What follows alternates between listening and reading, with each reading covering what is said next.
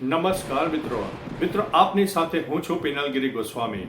આજના વેધર એનાલિસિસમાં વાત કરીશું આજે તારીખ 27 જૂનથી લઈને 10 જુલાઈ સુધી ગુજરાતમાં કેવું રહેશે હવામાન, શું છે ચોમાસાની પરિસ્થિતિ, વરસાદ, પવન, ભેજનું પ્રમાણ કેટલું રહેશે અને કયા વિસ્તારોને હવે વરસાદ આપવાનો છે, કેટલા ઇંચ સુધીનો વરસાદ થઈ શકે છે, તમામ પ્રકારની માહિતી આ એક વિડીયોમાં તમને આપી દઈશું।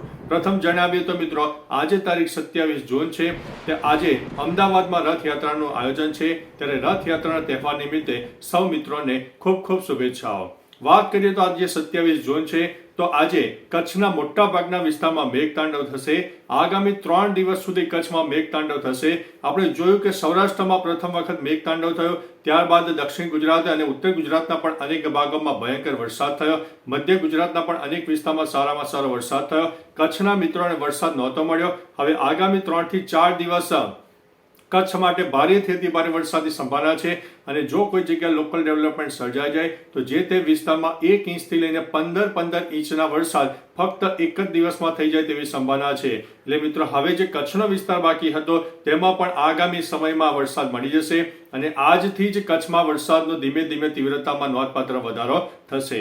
હવે મિત્રો આગામી 30 જૂન સુધી આવું ને આવું વાતાવરણ રહેશે, ખાસ કરીને કચ્છ હોય, ઉત્તર ગુજરાતના અનેક ભાગો હોય અને ગુજરાતના પૂર્વ તરફના વિસ્તારોમાં પણ વરસાદની શક્યતા વધુ છે। આજ રોજ સમગ્ર કચ્છમાં વરસાદી માહોલ રહેશે, સાર્વત્રિક વરસાદનો માહોલ રહેશે। ઉપરાંત બનાસકાંઠા, સાબરકાંઠા હોય, અરવલ્લી હોય, રાજકોટ, જુનાગઢ, ગીર સોમનાથ, સુરત, તાપી, ડાંગ, નવસારી અને વલસાડના પણ અનેક વિસ્તારમાં ભારેથી અતિ ભારે વરસાદ થાય તેવી સંભાવના છે। 4 ઇંચ કરતાં પણ વધુ વરસાદ થાય તેવી સંભાવના છે, જ્યારે મધ્ય ગુજરાતના મોટા ભાગના વિસ્તારમાં છૂટો છવાયો વરસાદ રહે, કોઈ વિસ્તારમાં તો થોડા સમય માટે તાપ તડકો ઉગાર નીકળે તેવી પણ પરિસ્થિતિ સર્જાઈ જાય। મધ્ય ગુજરાતનો જે પૂર્વ તરફના વિસ્તાર છે તેમાં ખાસ કરીને મહીસાગર, દાહોદ, છોટાઉદેપુર, પંચમહાલ અને નર્મદાના કોઈ વિસ્તારમાં મધ્યમથી થોડો વધુ વરસાદ થાય તેવી સંભાવના છે।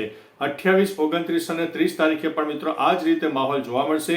1 નંબર ઉપર આપણે અત્યારે કચ્છને ગણીને ચાલીશું, 2 નંબર ઉપર ઉત્તર ગુજરાતને ગણીને ચાલીશું અને 3 નંબર ઉપર દક્ષિણ ગુજરાતને ગણીને ચાલીશું।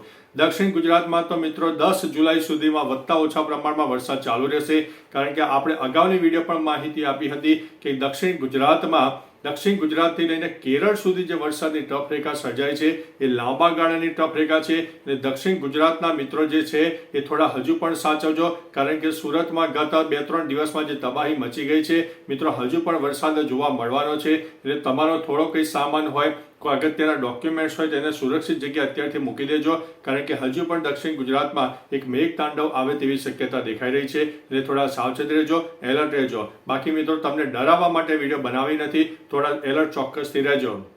બીજી તરફ મિત્રો અરબી સમુદ્ર અને બંગાળની ખાડીના ભયંકર ભેજવાળા પવનો ગુજરાતને પણ મળી રહ્યા છે। ઉપરાંત મધ્ય ભારત હંમેશા આ ચોમાસામાં વધુ એક્ટિવ રહેશે।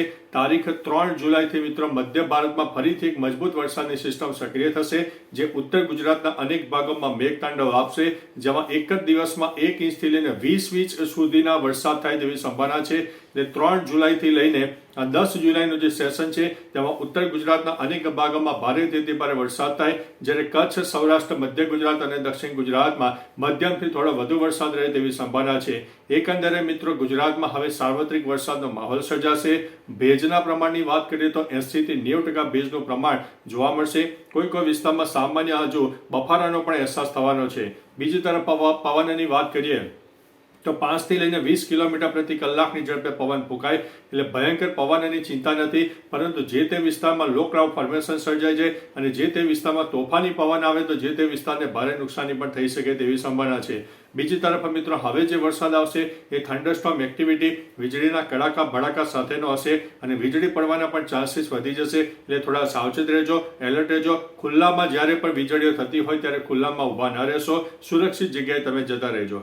બીજી તરફ મિત્રો અત્યારે જ્યારે ભેજનું પ્રમાણ ભયંકર જોવા મળ્યું છે ત્યારે તમારા જે વીજળીના ઉપકરણો હોય ઘરમાં, ખાસ કરીને જે સ્વિચ બોર્ડ હોય તેમાં ભેજનું પ્રમાણ વધારે જોવા મળશે અને તમે તે સ્વિચને અડશો તો કરંટ લાગવાના પણ ચાન્સીસ થઈ જશે। એટલે મિત્રો ઉપર એક પ્લાસ્ટિક પેપર ટ્રાન્સપેરન્ટ હોય તેને સેલો ટેપ મારીને લગાવી દેજો, જેથી તમને કરંટ ન લાગે. કારણ કે એક અર્થિંગ રૂપે કહી શકાય કે આ ભેજને કારણે કરંટ લીક થતો હોય છે. એ તમારા પતરાવાળા જે છાપરા હોય તેમાં પણ થોડું સાવચેત રહેજો. જે વાયરો હોય તેનું થોડુંક ચેકિંગ કરી લેજો, જેથી આપણને આવનારા દિવસોમાં ભયંકર નુકસાની ન થાય. બાકી મિત્રો, તમારા વિસ્તારમાં વરસાદનું પ્રમાણ કેવું છે? ભેજ હોય, પવન હોય, વરસાદ હોય, તાપ, તડકો, ઉઘાડ હોય, અને કેટલી માત્રામાં વરસાદ પડ્યો છે, કેટલી માત્રામાં નુકસાની થઈ છે, અને ખેડૂતોને કયા વરસાદથી વધુ ફાયદો થયો છે, તમામ પ્રકારની માહિતી નીચે કમેન્ટમાં આપજો, જેથી ગુજરાતના આપણા અન્ય મિત્રો પણ જાણી શકે. તો ચાલો મિત્રો, ફરીથી દેશ અને દુનિયાના તાજા સમાચાર અને હવામાનની લેટેસ્ટ માહિતી લઈને મળતા રહીશું. ત્યાં સુધી અમને રજા આપશો.